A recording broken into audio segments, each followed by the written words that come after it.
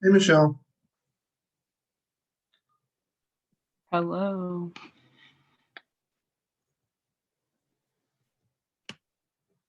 Hello? Can you hear me? Um, my something's going funky with my sound. Hold on here.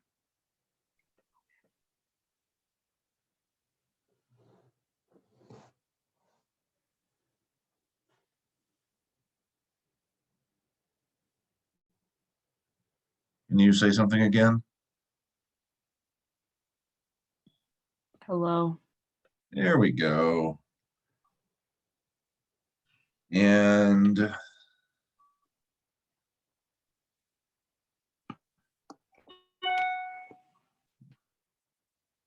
does that kill it? Can I still hear you? Mhm. I can still hear you. Awesome. Hello. Awesome. Um,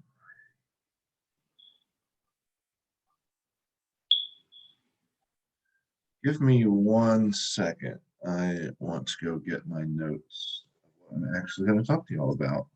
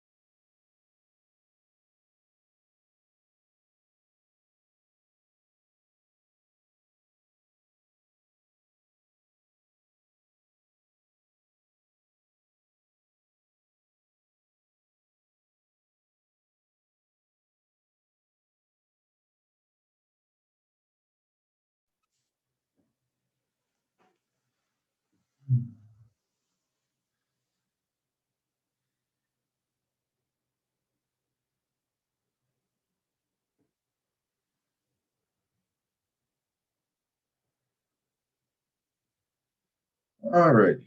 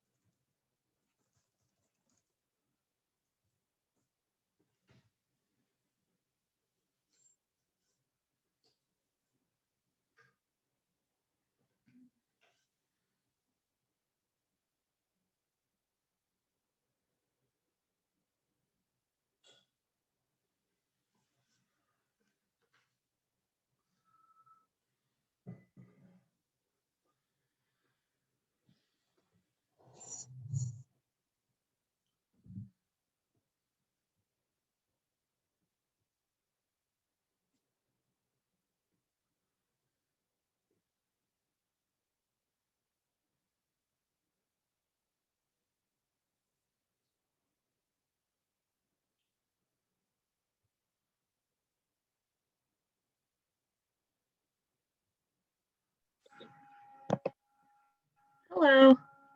Hey, Sierra. Hi. Let me take a moment to kind of figure out my background right now. It's the first time turning on my camera. So, Did you get a new computer? no, I'm saying like to see what is visible behind me today. Oh. So just 2 seconds. Remind me to buy you a charger, and you can get this one that I told you about. I really need to do that. I just keep forgetting, and I forget to look it up, and then, another week goes by. Okay, let's see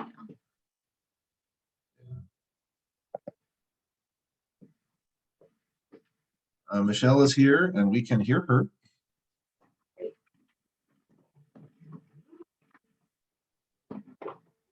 I realized I wanted my multiple screens. Okay, this will be good enough.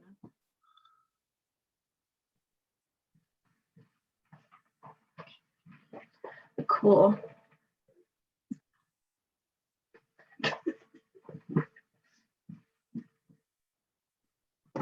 I can just say things if they're in the screen if you want. Thank you.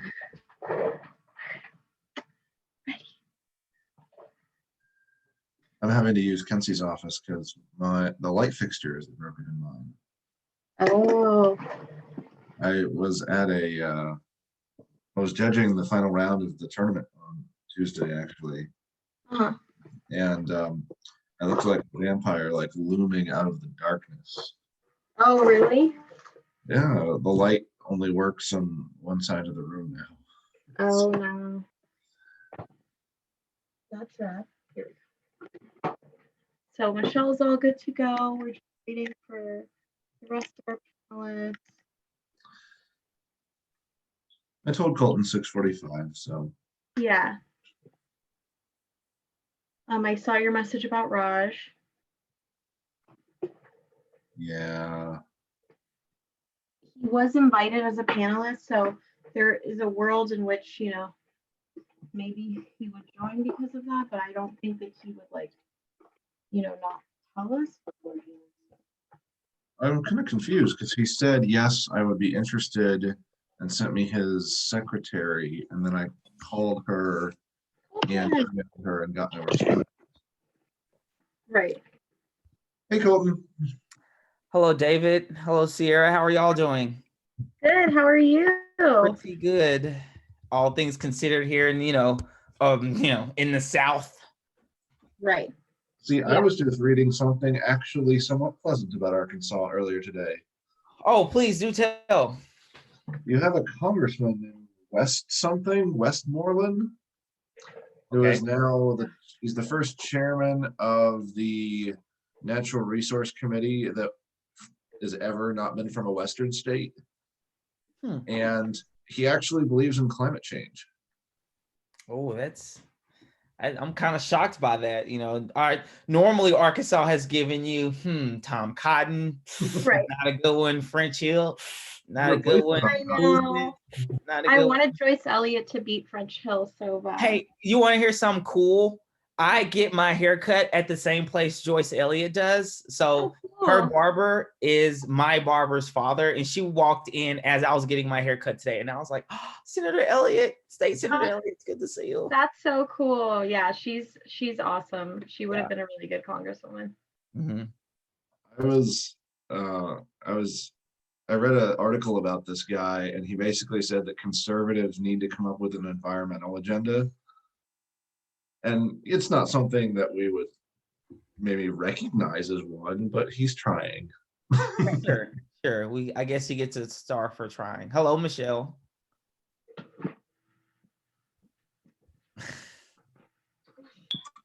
Hello.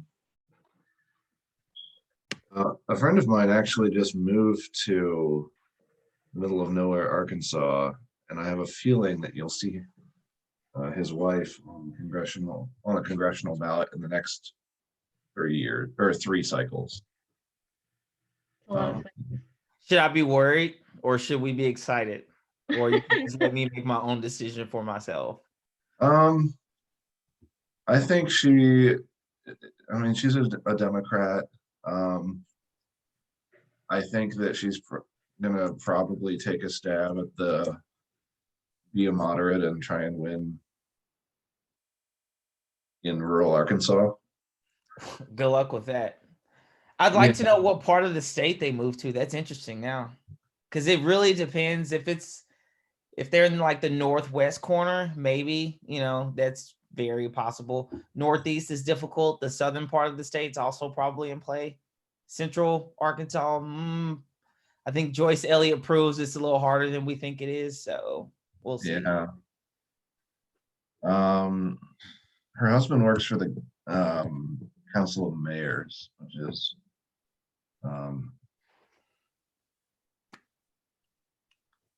so they told me, and it was somewhere very small that doesn't have a lot of people. Unfortunately, does not limit our options here in the natural state. That's funny. Yeah. Yeah, sorry, y'all. I'm just editing my remarks, making sure I have everything. So if I'm quiet, I'm just muted. I think he's in. Said it was near a river. I think he is in the northwest corner somewhere. Okay, well, probably ends in a Ville, maybe Fayetteville, Bentonville. I'm stalking it. I think he's in like Russellville or. Yep, Russellville. I forgot about that one. That's about halfway between Little Rock and Fayetteville. Clarksville, yeah, it's one of those. I knew it had to be a Ville. Boonesville. He's a good guy, and his wife seems nice the few times I've met her, so she'll be the one running. Well, good luck, definitely. Michelle, have y'all cut that topic link yet? Crickets. The answer is probably no, or is she just frozen? Because nobody is that still. I would be impressed. Oh, all right. Well, she is not frozen. Unfrozen. Excuse me. Michelle, can you hear us? Okay. She's like, I did not cut that case. Classic. Saw you regardless. No, school is obscene these days. Teachers don't know how to be human beings. Yeah. Yeah, have you heard any more from your testimony? Oh, it got my suspension got upheld that day. Yeah, they went in like executive session. It was a 4-0 decision. Keep it. So definitely, but they had already like garnished my paycheck or whatever for it before. So I was really like trying to get it back. So it's over and done with. It's in the past, I guess. I will say, even though it was very expensive, I really got to trash the district, that I work for, which, us at Little Rock Central, we do very well in debate, but I don't think that my district is handling the, and also me being able to just say, preempt the retaliation. So now I'm like Mr. Untouchable in the building. People don't speak to me that were like, that I clearly like affected. One person, I'll give you an example. One young lady in the front office, I walked in to like check my box and like get some stuff out of there and talk to the bookkeeper. And I walked past the desk and she said, don't mind us, we're working. We're not over here in a gossip circle. And I wanted to say, you miserable hag, like it wasn't about you sitting here gossiping. It was about the fact you were not wearing a mask in the most heavily trafficked area in a public school. That's all it was. Yeah, that's simple. It's easy to put on a mask. Like, come on. Yeah. Can we take a sec to get Clark in as a panelist instead of as a? Yeah. So that was my question. Clark, are you did you use the link from the calendar invite instead of from the email from Zoom?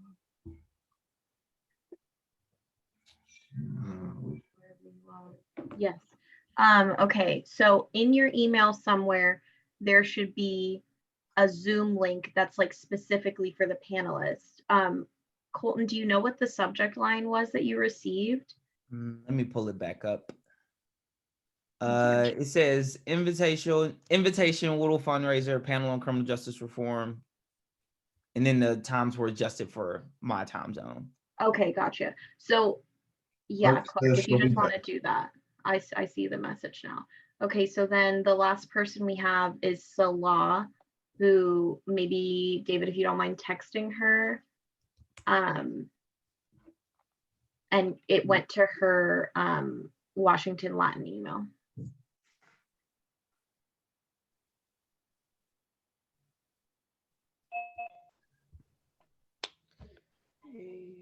Yay, thank you. Hey, Awesome. there you go.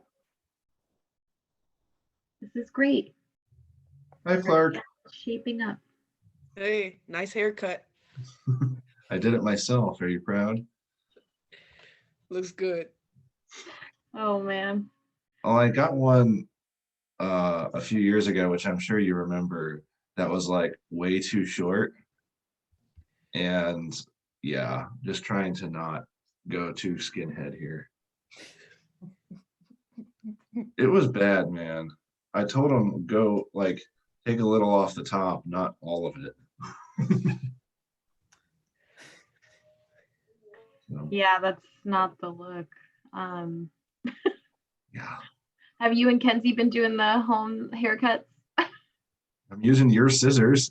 Yeah, I dropped off some scissors to David because I had said that I was going to cut my hair by myself. I bought these scissors and all this stuff, and then I ended up having to go back to Texas for some family stuff, and I was like, well, I might as well have my friend cut my hair. Right, that's right. And so let me do this professionally, and I will let David, try and become a hairdresser. And so I dropped off some hair scissors to his place. Hey, for the record, I cut Kenzie's hair too, and it looks pretty good. So, I believe you. I believe you. but Were you able to text Salah? I did. Cool. Just want to make He sure. has not responded yet. And for the other panelists, do you guys have any questions, like in general about tonight, or what it's going to go like, what we're going to be talking about, who the audience is, anything? No. None at all, not for me. Cool.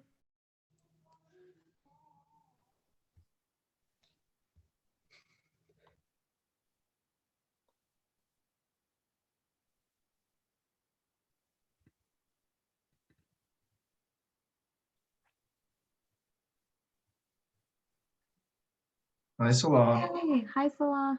Hi guys. Hey, so Hey, how's it going?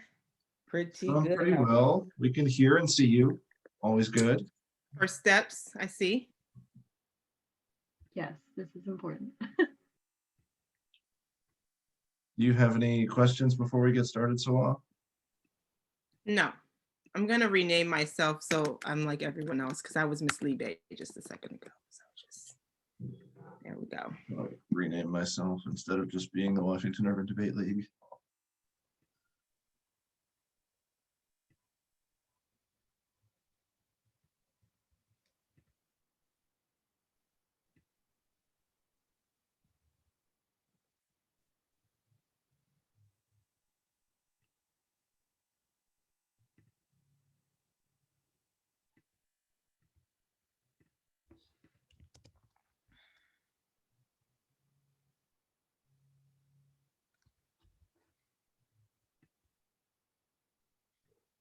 For those of you who are joining us in the audience, we're very glad you could join us this evening.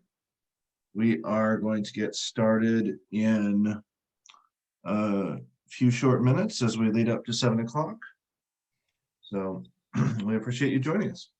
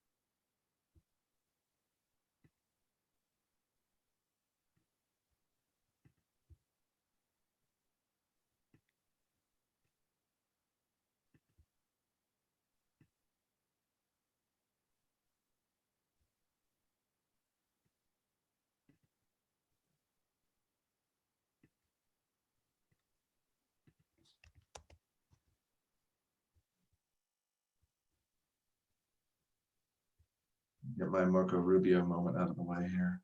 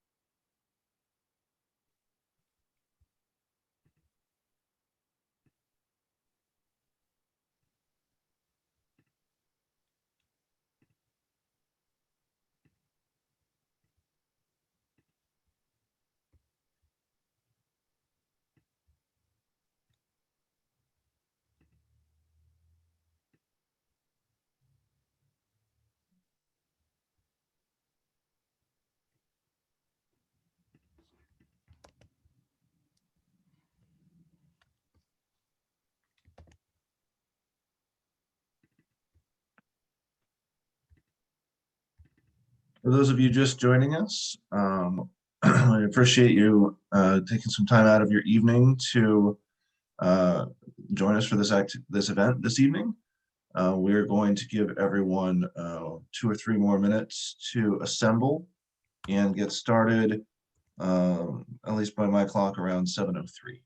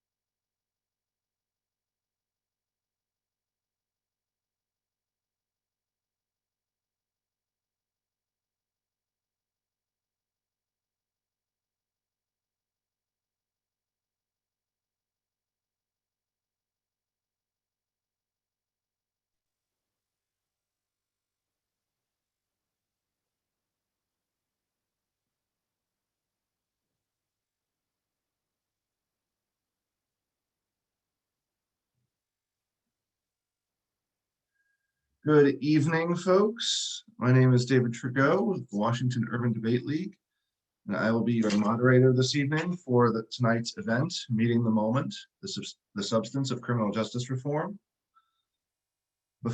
Before I take a moment to introduce our wonderful panelists, I would first like to say a few words of appreciation and thanks to our sponsor here this evening, which is the Rockefeller Foundation and its president, Raj Shah. While Raj couldn't join us this evening, we had the pleasure of debating his son last month at the Urban Debate Dragon Invitational. And I wanted to say from the bottom of our hearts, of the entire community here at the Washington Urban Debate League, that we appreciated his generous sponsorship of this evening's events. We have an exciting conversation for you, discussing the intersection of debate and this moment in history that we are living through from our couches and our home offices this year. And I would like to take a moment to introduce our panelists first and foremost. Mr. Gilbert, we'll start with you. Yes, thank you. Colton Gilbert. I coach at Little Rock Central. This is my 3rd year there, 8th year teaching high school. I've worked with the Woodle Camp for the last 2 summers. I authored the criminal justice reform paper and the Middle East paper a couple years ago. And I am on the wording committee. This will be my 1st year on the wording committee. Happy to be here. Always love working with Woodle and the students here. Going clockwise around my screen here, Michelle. Hello, my name is Michelle Njoku, and I'm a debater for Woodle, and I've been debating since 9th grade, and I like debating. Thank you, Michelle. Clark. Hello, my name is Clark. I've been debating since 8th grade. I have also attended the summer camps here. Now I'm in varsity. I had the pleasure of having Clark in my lab a few summers ago. They were so wonderful. I could take a walk and deal with other things going on. I'd come back and they'd still be highlighted away as if I hadn't left at all. Last but not least, Coach Lee Bay. Hi, everyone. My name is Salali Bay. I'm the coach at Washington Latin Public Charter School in Washington, D.C. I've been teaching at that school for 5 years, and I've had the pleasure of coaching there for 5 years as well. And all the time under Woodle, which I just deeply love. And I've been teaching for, I guess, 14 years now. Thank you, folks. I'd like to start our conversation with Colton tonight. You know, as you mentioned, you are the author of this year's topic paper about criminal justice. And, you know, debaters are supposed to be talking about some sort of issue of national significance. You know, we've talked about education, immigration, arms sales, China, space, you know, and, you know, what motivated you really to bring criminal justice to the table? Yeah, a couple of things. I think the most pressing one is my obvious identity as a Black male. I felt like that a lot of times debate topics were fun. You know, I like debating, but I never really thought that there was a debate topic that I could speak from my social location and be relevant. I mean, just plain and simple. And I think that this topic gives a lot of people from different backgrounds a place to just stand from their social location and make arguments, you know. And I think that very rarely has the debate community been ahead of the curve in terms of like the topics we debate. Immigration was timely. I thought education was a little late. I don't know if we really needed to debate arms sales last year. I thought my Middle East paper, obviously I'm biased, was better, but I just think that this was a topic, you know, and I wrote it before the summer of 2020. So I think that the summer of 2020 gave us all the uniqueness that the topic could have needed for a time like this. And for those who are joining us who may not be as familiar with the debate space, you know, the topic process starts well into 2019, right? This isn't some sort of reaction to what happened this summer. Yeah, I wrote the paper during the 2018-2019 school year. I presented it that summer of 2019, and the nation had the school year of 1920 to vote on it. As a reviewer on the topic committee myself, you know, one of the things I've always found frustrating is they don't have a box for you to talk about the accessibility or the relevance, or even if a topic is interesting. You know, what do you think made criminal justice stand out before this summer? I look around and there are a lot of things that were in the topic paper that didn't get to be debated, but you just look around and, like, you know, police brutality, or why is it that in my state of Arkansas judges get elected and they're partisan? Like, that's problematic. You know, there are just other things that you can just objectively look at the criminal justice system and say that something should be different. Like, maybe the way we handle bail is wrong. Plea bargaining is kind of messed up. Mandatory minimums are, you know, the death penalty is even worse, you know? So I just think that there are a lot of things to try to diagnose as a community and figure out like what solutions we could try to provide. I want to pivot to our students here. And Clark, I remember very distinctly coming to one of y'all's practices, and I was doing let's call it a focus group about some of the options we had last year. And you asked me a very specific question when we were talking about arms sales, if it included domestic gun sales. What made you ask like that question? Why is sort of that tangibility matter so much as something you debate about?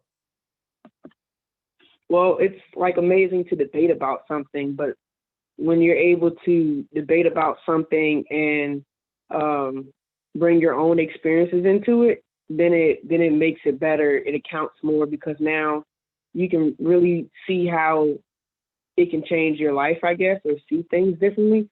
So that's why I really asked that question, because if these arms sales I'm always going to be talking about are always going to be in a place that I'm not there or something like that, then I'm never able to get that real understanding compared to if it was domestic.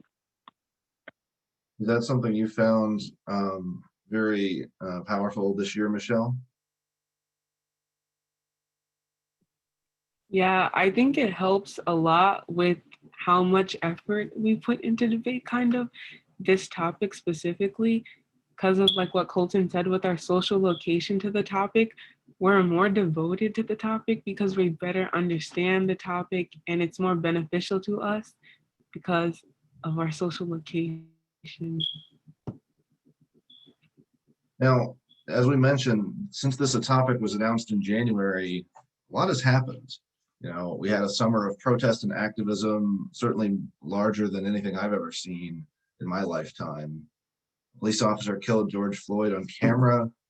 Breonna Taylor was killed in her sleep as she was, you know, as police raided her home with a no-knock warrant. Ahmaud Arbery was killed in Georgia, and it took weeks and protests for anyone even to really seem to care. Criminal justice is, you know, it's the headline news. It was a major issue in the presidential race that just concluded. I'd love to ask our students first and foremost, what does it feel like being a young person kind of coming of age in this interesting time that we are living in here? Let's go with Michelle first. I think it's really like crazy, especially because before the summer of 2020, it wasn't like as visible. Like I kind of could hide away from it, but because of media coverage and like any channel you turn to, any social media platform you open, you see it. So it's like you're confronted with it, and it's really different, I guess, from what we're used to. Because again, we could like before like not be confronted with all these things, but now it's everywhere you turn, and it's a good thing that it is. But yeah. Clark? I wouldn't say it was surprising to me, only because like when I'm looking at what my grandparents or my parents, like when they were growing up, they all saw things too. Like they all watched TV and saw Martin Luther King, or they were part of the Million Man March, or like they saw or were part of like the first wave of the war on drugs. So like every wave of like a Black generation, like kind of like experiences something about anti-Blackness or Blackness for the first time. And this generation just ended up having to be police brutality. For our coaches, how has it been discussing these issues with your team, sort of in the context of headline news? It hasn't really been, we haven't had a topic this timely, I think, since the Arab Spring, which was such a moving target that I am deeply glad I didn't debate that much. Let's start with Coach Libe. That's a great question, David. I actually had practice yesterday, and I started practice off just asking students if there were any current events that they wanted to share, any articles that they had come across, and the discussion that we had. I could feel the passion coming from the students. I could feel that this was very, very important to them. And one thing that we talked about was how can we transfer what we discuss in this debate space to the greater community? And that's something that they're really excited about. I don't think we could have done that with the previous topics, aside from, I agree, immigration, education to a certain extent. But yeah, I think that the students feel charged, and they feel like, I want to take this information that I'm learning and I want to go out and do something to make a change in the world. And I told them, to me, that is the main point of this entire activity. It's, just to get wins, being able to pat yourself on the back is nice, but what change are you going to make now that you have this information? I think about all the great debaters that I know who are now coaches, but they also do great things in the community. And I have shared that with my students, and I think they feel inspired that through this topic, they can do the same thing. Colton? Yeah, I think the biggest thing for me talking to the kids is constantly reminding them. First of all, what Ms. Libe said is absolutely correct, and I don't want to, double up on what she says. But one thing I'll add is sensitivity. I think is one thing that we always have to remind people is that it's very easy in debate for something to happen, and then that becomes argument content, and it's very easy sometimes to distance ourselves from the people. And so just when we talk about, Breonna Taylor and George Floyd, like there are people and with families whose families don't have them anymore. So while we make arguments in reference to them, we shouldn't necessarily bank on name dropping and things like that for what Ms. Libe said, like win's sake and argument's sake, that this is a topic that I think not only can we learn from, like content wise, but like sensitivity, like, and that's something that I think across the nation we lack in terms of just like empathy and like knowing how to say things and discuss things that may be difficult to digest but need to be talked about. This summer, it wasn't just debaters who it felt like were trying to educate themselves about the criminal justice topic. If you look at the best-selling books, you heard things like How to Be Anti-Racist by Ibram Kendi, White Fragility, New Jim Crow. One of the top podcasts of the year is the folks behind Serial, investigating gentrification in schools and Nice White Parents. We've had this moment of racial awakening, if you will. You think that this, as folks who have done a deeper dive on the subject, is this a broad movement? Is this a narrow slice of America? Is this performative, transformative? Kind of where are we with this broader conversation we're in? Anyone want to volunteer to start us off?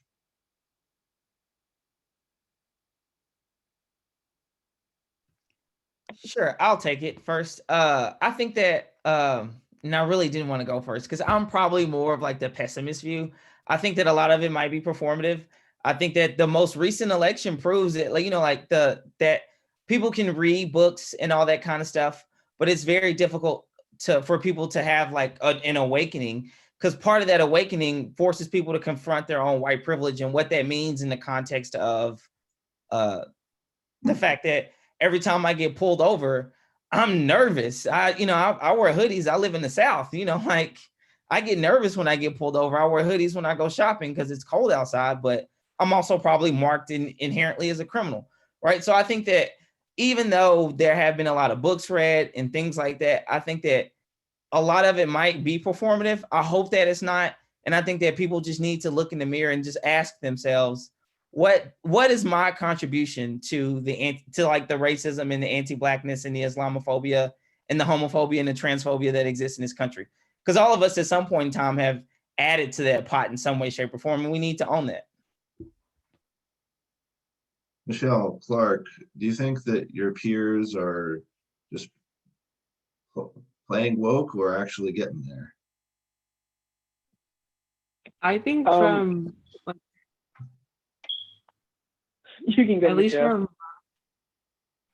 from my like point of view, I think I take, and my peers like that surround me take a more optimistic approach like than Colton, because I think we're taking a step in the right direction, definitely, and having like productive conversations that will like inevitably lead to better conditions, regardless of like where we are now or where we have been. Especially peers like Clark and I engaging in like this type of dialogue is the only way we get better. Yeah, I think it was a little bit more off for me because I guess me and my friends are like all on the same page, but I ended up having more problems with my family because I didn't realize how much like anti-blackness my family had consumed. So I'm like sitting here and they're like labeling me radical, and I'm like, no, I'm just a debater. Like I'm sitting here, all these sources reading all day. I'm like, no, this is crazy. And I think I just call this the third wave at this point because like this is like the third wave of like Black activism. So you have like the first wave in like 1917, the second wave in like 1965. So now we're here. I'm not sure we're actually going somewhere, but I do believe something is occurring because I didn't believe in the Black vote during the election, and then bam, you have like the Black vote flipping 3 states. So I've definitely been surprised. I would just say, I don't want to echo too much what others have said, but my answer is pretty short. My optimism is in the youth that I work with. And that's it.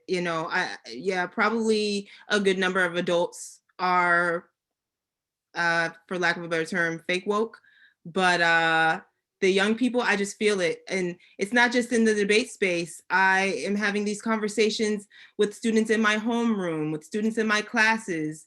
I'm a reading specialist, and I purposely select reading material that I know the students will want to engage in or engage with. And so far, the material that they are most drawn to are materials that have to do with race, with fighting oppression and persecution and subjugation.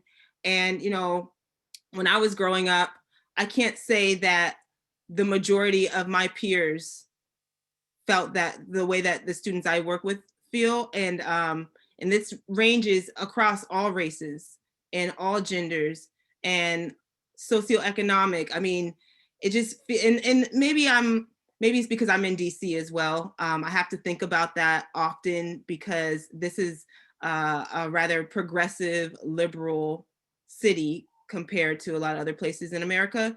But just being in the midst of this with the students I'm with, I have optimism there. One thing a common thread I note from all of your answers is this idea that we're starting to, or at least trying to engage with both new ideas, but also people who may not be on the same page as us here. I think that a lot of, when we talk about criminal justice, it's such a broad area that many folks, think, oh, that just means police brutality. That just means, the decriminalization of marijuana or any, they have 2 or 3 taglines, and then they kind of don't really realize that there's so many other areas out there. You know, it's a broad discussion that impacts a lot of the different parts of our society. As for people who've done a ton of research on this topic, what do you think are some of the areas that folks have overlooked? You know, what would you tell the average citizen that's sort of something you think is missing from the public discourse? Let's go in reverse order here. Salah, send it to you.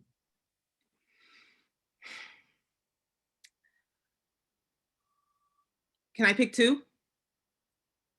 Of course. Okay. I would say sentencing. And the second is the school resource officers and how they contribute to the school to prison pipeline. Clark. I would say something similar, just how the youth are affected and how like we have a system in place that targets certain youth so much that it's become normalized when we think about how certain populations, like from a young age, get targeted and ended up like funneling into prisons. Michelle? I think economics and like where people stand economically and how big a role that plays in, like, for example, how lightly or how harshly you are to be sentenced, or like how likely you are to be policed, like how poor or rich you are. I think that is a huge part of criminal justice that needs to be brought to the forefront more. Not to cut off Mr. Gilbert here, but I noticed that two of you brought up this idea of sentencing changes. Do you kind of feel like when we have a criminal justice issue that's kind of, you know, the crime or whatever is out in the public view, and then it just kind of disappears once it goes into the system and we forget about it?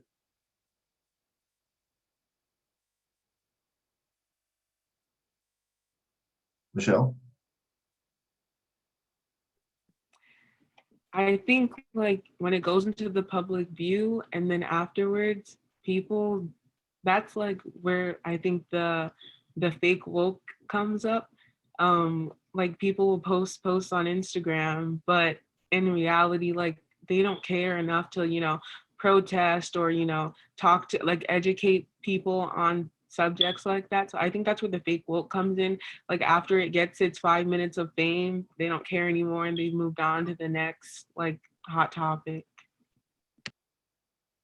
I just like to add, Michelle, I would say my students would most likely agree with you. That was another conversation that we had yesterday. And I mean, we talked about how capitalism plays into that, right? Because living in a capitalistic society, the media has to sell. So, you know, I love, the thing about debate that I love is we study different topics and the intersectionality between these things. So talking about capitalism and the criminal justice system and racism, all of it is such a beautiful conversation. And kind of going back to my original point, Michelle, yeah, I definitely concur with what you say. And I believe my students would as well. Colton, the original question to you. Yeah, I think that the way in which we're going as a community and what people are debating, I think people will look back on this year and wish they had debated the forensic science portion of it a little more. Because if you think about it, like there are certain things that used to be like considered, like, you know, things that we accepted, like certain types of arson investigations, bite mark analysis. And now we've learned that those kinds of things aren't really the groove, or like they're not as, you know, reliable as we thought they were. So it makes you question, like, what other forensic science practices do we have that aren't probably scientifically accurate right now that we just don't know? Or like evidence collection measures, like why is there no uniform method of like deconstructing a crime scene? You know, like there are just certain things that make you wonder about like evidence collection and why certain jurisdictions get to do those things differently. Or why don't we have a national board that certifies what is and what is not forensic science and separates out what isn't junk science? Why does it differ between judges? Why is it that if I'm sitting in Miss Libe's courtroom, a certain type of arson investigation might get in. Whereas if I'm arguing in front of Mr. Trudeau, he might not allow that same type of arson investigator as expert, right? So if it varies by courtroom, is that really an equitable justice system? So I think that those questions are the ones that as a community in terms of debate and as like, a community in terms of where we live locally are questions we need to be asking. Was my former debate partner told me as I first told him what the topic was, one of our neighboring states recently allowed a psychic into the courtroom as a expert witness. So I definitely am with you there. I want to shift our gears a little bit here and talk about some of the language and some of the, I guess, the politics of this criminal justice reform. We've seen, this was the year of defund the police. It was the biggest thing on Twitter and was a big point of contention, both between the right and the left, and also within the Democratic Party itself. We have scholars, writers, politicians talking about things like the carceral state. Several of you have used the term anti-Blackness earlier. We've been talking about abolition. So I'd like to kind of ask two related questions here. First of all, how does this language kind of shape and the issues and the discourse that we have about them? Are the terms that we use things that people understand, and are they helping the conversation, or is this sort of a more academic exercise that we're having? Let's start with Clark. I think the language is right, is that since we all have so many different perspectives, then depending on how you see it, then it's like, this is something radical. Like if we didn't defund the police, like in the 60s or something like that, we wouldn't have ambulances. In Pittsburgh, they had to defund the police because the police would come to scenes and didn't know how to properly do CPR and stuff. So they had to create a whole different unit that came with police if necessary, if something was wrong. And that was defunding the police. And when explaining that, it doesn't seem like something crazy. It seems something reasonable. It's just that when you don't have that background or that perspective, then the term defunding itself would scare someone away from the whole entire topic. Coach Libe? I would agree. I think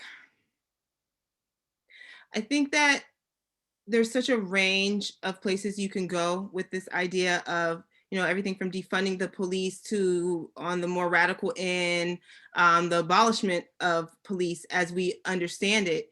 We've talked a good amount in on my team about the origin of the police. And as David and some others may know, I love etymology. I love to study the origin of things. And that's what we did. We read an article in the New Yorker. It's called The Invention of the Police.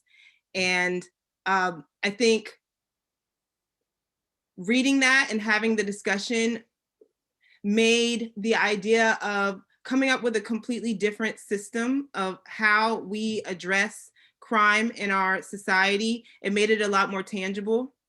So while it could initially come across academic, I think seeing things play out, and a good number of my students have either themselves had run-ins with the criminal justice system or family members that have, and being able to link the origin of the police to slave catchers and supporting or protecting Northern business interests. I think it makes things a lot more realistic, and it makes things a little less scary. I think when people hear radical, they get a little shook, but we need something radical. We need radical changes in this nation. And I think having the students talk about it, it makes it to where, again, I mean, I might keep saying this, but I feel a level of optimism about, when I'm older, seeing these young people in the positions that we are in.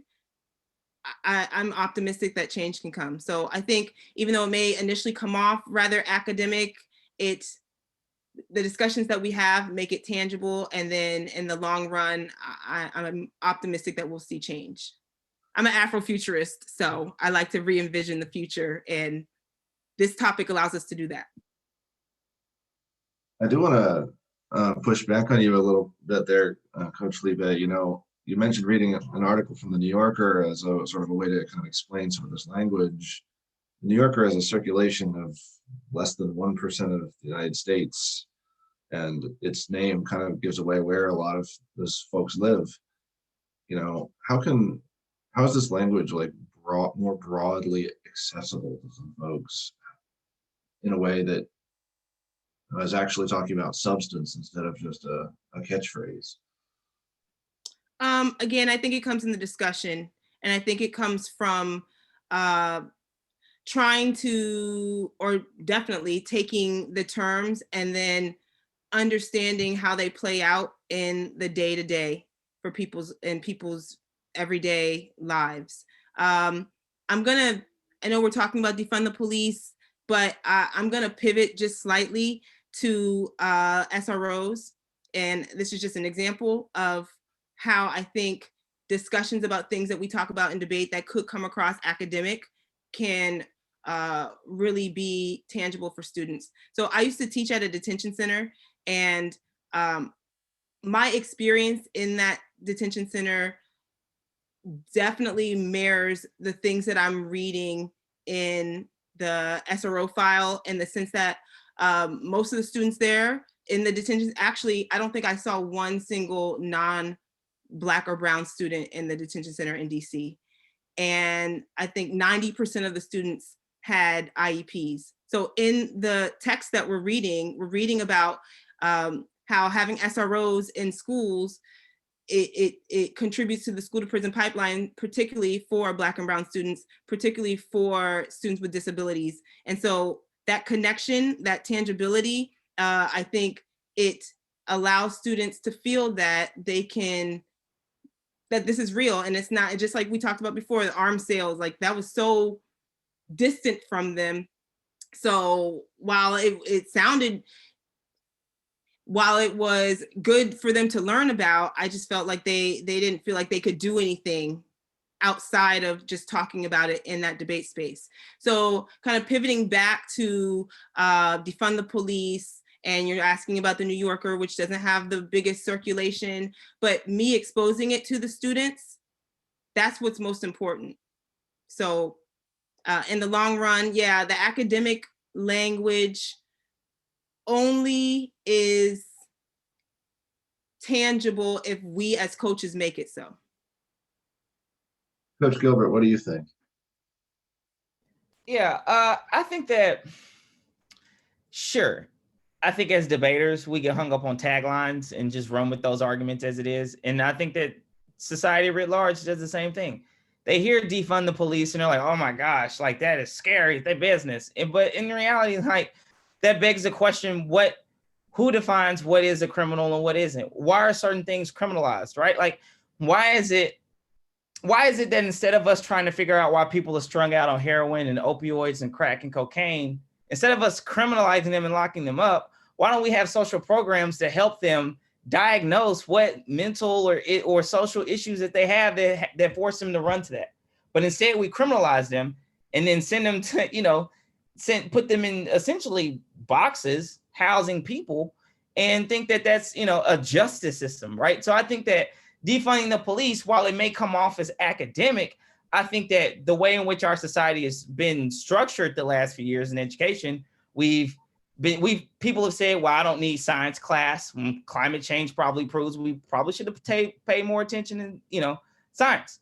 Our inability to recognize fascism and not pay attention in social studies is coming to bite us in the butts again, right? Like our inability for math to just understand interest rates. I think our country and everyone else is in debt. So I think that like those types of things is just understanding that like the way in which society is structured, we don't like to just interrogate and listen to things, and we don't like facts. So because of that, we hear one phrase that's really catchy, defund the police, carceral state, anti-blackness, and then we just derive our own connotation of what that means and then just run with it without actually trying to understand that, like, saying defund the police doesn't mean you think every cop is terrible. It could mean, which I think is true, that we ask too much of police officers. Point blank, period. Every time if someone's in trouble, my first call should not be to call the police. And if that is my first call, as a Black person, I now have the added anxiety of I can call them because, you know, something's wrong. But when they respond, this might be the last breath I take. Right. So I think that, like, that, being able to have that conversation and just understand it beyond a superficial level. So what I'm saying is people get hung up on carceral state, defund, et cetera, without actually giving it a chance. And I think that academics a lot of times attempt to explain things and talk over people's heads. And I think the non-academics a lot of times are not receptive because they feel like people are just ivory tower theorizing. And I think that hopefully the debate community as a whole, we can just figure out the bridge between the two kind of thing. Michelle, do you think that you and your peers have been able to kind of bridge that gap and make some of these ideas more tangible to people? I think especially in debate and especially this year's topic, it's a really good opportunity for like my peers to have productive conversations and like not just go off buzzwords. Like instead of just saying like, oh, that's anti-Black, we like discuss like, oh, why is that anti-Black? Why do you feel that's anti-Black? Or defunding the police, like that like buzz phrase, defund the police, the way I think about it and the way Clark thinks about it might like greatly differ, but it's one, the debate space is a place where we can like talk about it, and like while like, oh, it may differ, we like have the same end goal. Like we don't want the world to be a racist place. We don't want Black people to be afraid of the police. So like the debate space is a really good place to start these conversations that lead to actual change. And I think buzzwords aren't bad. They're only bad when we don't continue the conversation.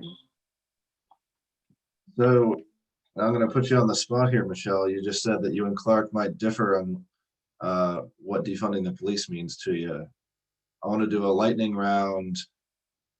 If we took some financial resources away from police department, where would you send them instead? I personally believe education like is the beginning of everything, and people who have like a lack of education or educational opportunities are like at a disadvantage in life. So instead of like funding the police, redistributing the wealth towards educational services, especially because there's so many high school students who, like, for example, going to college, they don't have anyone there to help them through the college application process or post high school life, that they turn to things that are deemed criminal. So if we're like pushing education as a big thing and engaging in like educational activities and just funding education and making sure that like the youth knows that education is important, I think we'd be on the path to a better world. Well, I certainly wouldn't mind a bigger budget, so thanks, Michelle. Clark, what would you spend it on? I say the same thing. I mean, you see situations in Chicago, right? They defund the education, the schools, everything, every year without a question. And then they just increase the police budget. And then they wonder why there's this huge like crime rate and all this going on, as if there's like not multiple papers on how like education is connected to crime, right? So it's like we have the answer, like we know what we can do, and it's about actually doing it. Like I would love for like my classmates to like come to school and feel like, yeah, like I'm going to learn about my specific culture today, and I'm so happy to be here and do this science project that knows like how I can like treat lead water in my community. Like I want my classmates to feel the same type of excitement I feel. Well, I see And we're then getting also, some. No, go ahead. I think also like basic necessities, because there's so many students who come to school hungry, you know, and if you're hungry, like learning or education is like at the back of your mind, or you don't have like a safe place to rest your head at night, just like basic necessities that all humans should be granted, those types of things would help. I see we're getting some great questions from our audience Oh, here. if I may, David, one thing that I would fund for, if nothing else, feminine hygiene products should not be, people should not have to pay for those, straight up. If we can't find anything else to put money towards, I don't mind defunding the police a little bit so feminine hygiene products are available to everyone who needs them. Whatever your choice is, have at it. You shouldn't pay for it. May I add? Of course. Thanks. I agree, Colton. And secondly, I agree with Clark and Michelle regarding education. And in particular, I think we need to spend a lot more time and energy, which requires resources, on literacy instruction. Again, when I was in the detention center, 90% with IEPs, some were behavioral and emotional disabilities, but a good number were learning disabilities where literacy was a major struggle for a lot of students. I had a student and he was at my school since 5th grade, and he just struggled with literacy. And you know, my school is a pretty high performing school, so he stood out, and he definitely needed a lot of support. I think that it kind of came a little late for him. And he told me, I remember he might have been in like late 7th grade, early 8th grade. He told me, he was like, I'm gonna drop out of school. And it's like, it's too hard. I just think about this young man, because he eventually did drop out at the end of his 9th grade year. And I think about him every day in the sense of like, what could we have done differently? Just because he struggled with reading. Like now there's this whole chain reaction that is going to impact his life probably forever unless some good intervention comes into play for him. So that's what I would put my energy towards. Sorry, I might be a bit biased as a reading specialist, but it's just the experiences that I've had and the young people that I've seen back what I'm saying. We have some great questions from our audience here, and I would encourage them all to keep them coming. I want to ask first a question that was submitted when one of our attendees signed up. You might have heard we had this election, kind of a big deal around town the last few weeks. So Kathy asks, you know, Joe Biden is coming into a new administration, a tightly divided Congress. We're still not really sure where that's going to fall. And there's this massive kind of energy of folks demanding some form of change. What's possible? What can be done? And you know, what do you see the next year looking like in the criminal justice space? Anyone want to volunteer to take this one first? I'll go. I think I can speak, I guess, for my generation. I think we know that like Joe Biden is not the be all end all of like making the world a better place. Like he can't come in and then like magically make everything great. But I think he's a better, like, you know, at the top in terms of fostering togetherness and like coming together more so than division. Because like divided we fall and like together we stand. I think Joe Biden, the way he speaks, the way he like promotes like dialogue amongst like just coming together is a great starting point.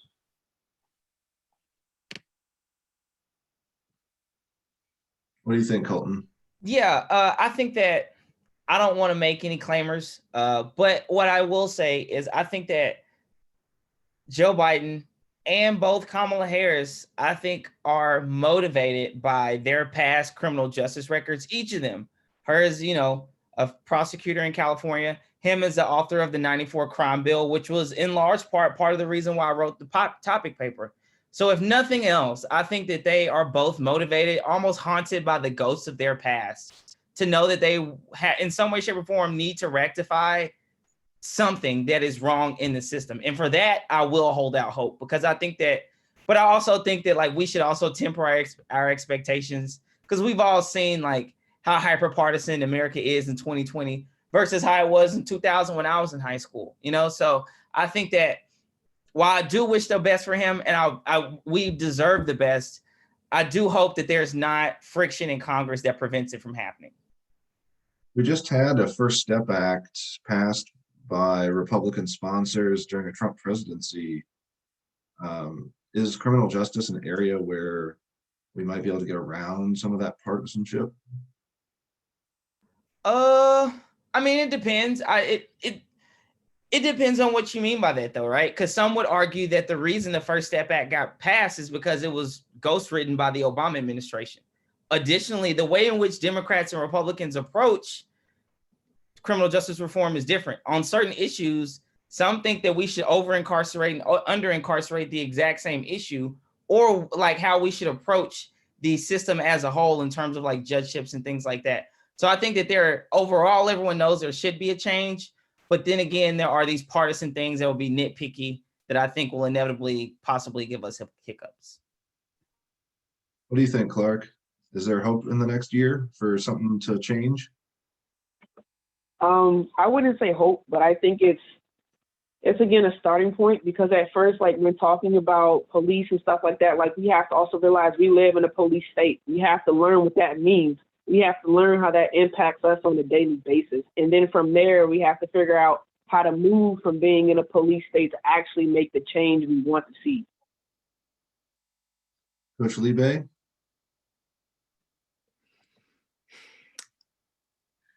I think that Biden is trying to get the country back to a level of normalcy after 4 years of Trump.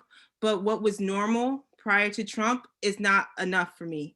So sorry to be a bit pessimistic, but I don't think that it's going to be as radical of a change as maybe some might feel, honestly. We have a great question from the audience, which parallels exactly something that I was going to ask to start winding us down here.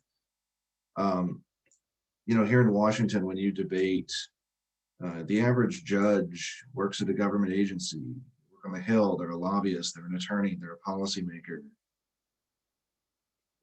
How do you think, especially for our students here, debating this topic has given you the tools or the confidence to and essentially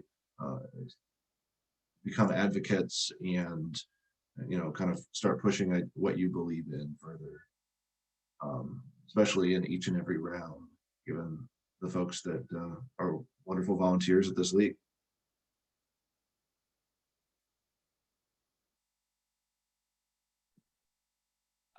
For me, I think the biggest thing, like this topic, but also debate as a whole, has taught me is like, if I don't like something, I can do something about it. Even if that's in the debate space, like, oh, if I don't really like policy affirmative, you can run a critical affirmative, right? As long as you're able to justify why you're doing it and explain like why it's a good thing to have these conversations, you can do so. And then like in the real world, if I don't like a certain official that's running, right? Debate has taught me the power of my vote. And like Clark said earlier, like the black vote flipping states, just overall, it's just taught me like if there's something you really don't like and something you really want to change, you have a say in doing so, and you have a voice to do something about it or say something about it. I agree with Michelle. And to add, I think you have the ability to say something about it, and you have the knowledge base, and not just from a surface level, but your understanding is a lot more nuanced. So that takes away actually from, you know, people just being fake woke to a certain extent. Like you're now looking for real solutions. And an example that I have is in the past, we haven't debated since I've been a part of WUDL, we haven't debated a climate change topic, but climate change has been an impact in almost every topic that I've been a part of since I started. And I think it was about 2 years back, there was a rally down at the Wilson Building, and the rally was on, the name of the movement was Put a Price on It. And there was a movement to put a price on carbon in DC and rebate the money back to residents. And my students were invited to speak about that. So they were able to speak with a knowledge base that I think a lot of people didn't necessarily expect. And I think it got the attention of a lot of people who were there, especially because they were young people having these conversations. Like, I definitely believe young people are the ones who are going to change the world. Like, you can't make any change without young people. And I think people become impressed when they see that our young people have that deeper level of understanding. So that's what I'm hoping for from this topic as well. Remind me of several conversations I had with some of our young folk. I had invited them to come join us at a regional tournament early in the year, last year, I believe. And I got the politest and an email that sticks with me to this day. Samantha Perkins said, "You taught me too well. We're going to go hang out with Greta today. Gotta put our training into practice." Because they were going to a climate action event when Greta was here in DC. So definitely see that. Clark, what do you, how have you been able to kind of become an advocate? I think I've had to become an advocate for myself and realize what I want for myself, because my future job aspiration, I want to be an FBI criminal profiler. So now I have to think about, okay, I'm learning all this now, the roles the police plays and at higher levels. So like now I'm thinking about what I want to do, how I'm going to get there, what role I'm going to play once I get there. And I think that's been like really big for me.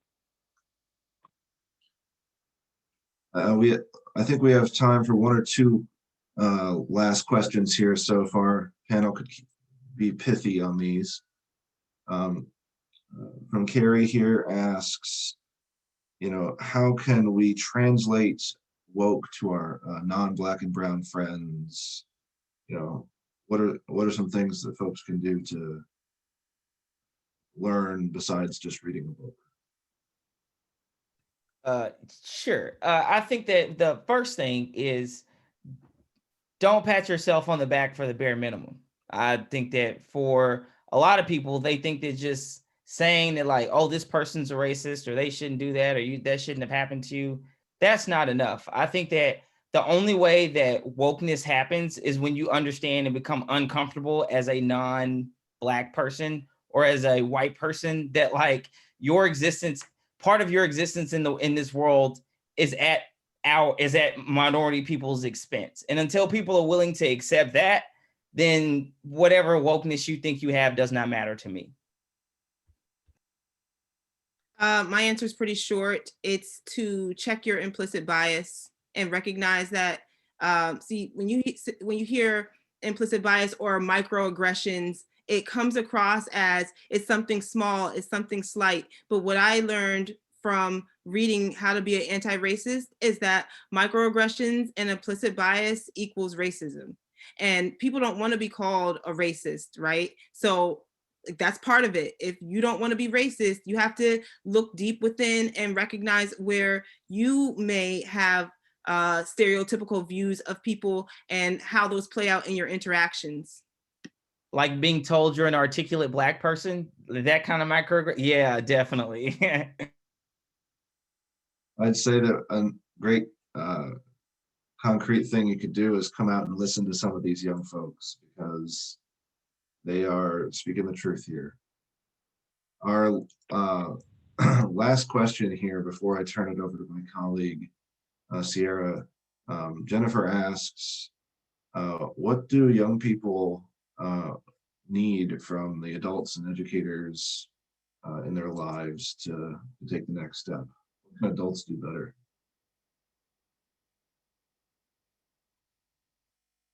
I think I feel they like can adults listen. have a lot of Go ahead, Clark. Go ahead. Oh, thank you. I feel like adults already have a lot on their shoulders. Like I don't want to go tell my teacher like something off. Like if they don't have something else on their shoulders, no matter like their skin color or how they identify. But I feel like we can meet at a halfway place. I can be a space for you if you're a space for me, and we can have these conversations in this middle ground. But I don't feel like I don't want to be a burden on somebody else's shoulders. Michelle? I think like the big thing is just listening, like listening to us, because we make sense when we talk, but a lot of adults just dismiss us because of the fact that we're children. Like we're not invited to the conversations because we're children. Like if they just listen, like what we're saying makes sense. And also what Ms. Leve was saying about how like checking your implicit biases, like even as an adult, like just understanding that like we're all human. Like just because I'm a teenager doesn't mean that I don't experience life as well and don't have something positive to contribute to the conversation. And even if you don't agree with me, respectfully listening and being compassionate and understanding about my point, I think that's like the bare minimum that an adult could do. I just want to respond to something that Clark said. Like as an educator and someone who works with children every day, it's never a burden. I signed up for this and I'm here willingly. And so I want young people to come and bring their thoughts, their questions, their concerns, their ideas to me. So I hope that you take that and do what you will with it. If I may, I think though, from educator to other educators, and I know very well that Ms. Leve is not guilty of this, which is why I feel comfortable saying it. I think if more of us took the time out to get to know our students before we tried to teach them, that will resolve a lot of these issues. Because part of the reason why Michelle feels like she may not be listened to is because her teachers don't know who she is, right? So I think that starting there would probably be a good place. Well, folks, we have a lot of good questions, and I'm sure the conversation could go on all evening and well into tomorrow. But I do want to respect folks' evenings. So I'd like to take a moment to thank our panelists for their excellent comments tonight. This was a wonderful discussion. I'd like to turn it over now to my colleague, Sierra. Hi, can everyone hear me? Awesome. All right, well, hello everyone. Like David said, my name is Sierra Wood. I am the development coordinator for the Washington Urban Debate League, and I'm so glad that you all could join us this evening. And I want to take a moment also to thank our panelists for such a riveting and important conversation. Thank you all so much for joining us, and fantastic job. Silent clap. So I first joined WUDL in 2017 as a volunteer judge, and soon after that I began coaching at a local middle school here in DC. And over the past few years, my time with the league has been the most rewarding thing that I've done. There have been so many special moments, like watching a middle schooler grasp complex topics such as mutually assured destruction for the first time, or listen to a high schooler expertly outline our trade relationship with China. I honestly think that our debaters have an easier time explaining these concepts than many adults I know, as I'm sure you folks can attest to after listening tonight. I'm continuously impressed with our debaters and their growth. As a middle school coach, I had students who struggled with feelings of shyness or even with difficulty with reading, and it was truly remarkable to see how their involvement in debate helped them to overcome those challenges. I know that this year in particular has been challenging for everyone. We're facing an unprecedented global pandemic, the aftermath of a tumultuous election year, and a reckoning over our country's history of racism and oppression, like we've discussed this evening. That is a lot to deal with at once. Regardless, though, amidst that uncertainty, we made sure that students and the WUDL community could count on debate this year. We've been holding tournaments virtually since March, including a 3-week-long intensive debate institute with nearly 200 students in attendance. I'm so proud of the work we put in to ensure students have access to debate, even more proud of the students and the teachers themselves for continuing to show up even when they're spending all of their time online in virtual school. So thank you. We know this community means everything to debaters, their families, volunteers, and coaches, and knowing that there will be a tournament every month has maintained some sense of normalcy for all of us. Amazingly, we have seen significant growth in the number of schools we've served over this past year, and I think that that's a testament to the power of debate. There's simply no other activity with the academic and social emotional benefits that debate offers. As a result of participating in debate, students learn research, writing, critical thinking, and speaking skills, as well as empathy and time management. Helping students to access these opportunities is critical to promoting equity in education and to supporting the future leaders of our country. In order to keep doing this work, we rely heavily on the support of our donors and our volunteers. We want to thank those who have given in the past and volunteered at our tournaments, and we'd like to ask that you please consider supporting Woodle today. You can sign on as a recurring donor on our website or make a one-time donation. We like to think of those recurring donations as that takeout order, your Uber Eats, or your cup of coffee that you might treat yourself to, but with a lot more value. You can find a link to donate in the chat, which I'll send now, or you can just head to our website and up on the top right corner, it says donate. I want to thank you all so much again for taking the time out this evening, and to our wonderful panelists for joining us. Happy holidays, everyone. Back to you, David. Thank you, Sierra, for really showing us how debate can influence students and really giving folks an update of what we've been up to this fall. I'd like to thank everyone once again for coming, and I officially say that our event is concluded. We will have a recording of this for those who want to share it with their neighbors and friends who were unable to join us, and we hope to see you at an upcoming event soon. Michelle and Clark, Michelle's going to a tournament in New York from her couch tomorrow, so we are very excited, and I will see you in 22 hours or so. Good night, everyone. Thanks, everyone.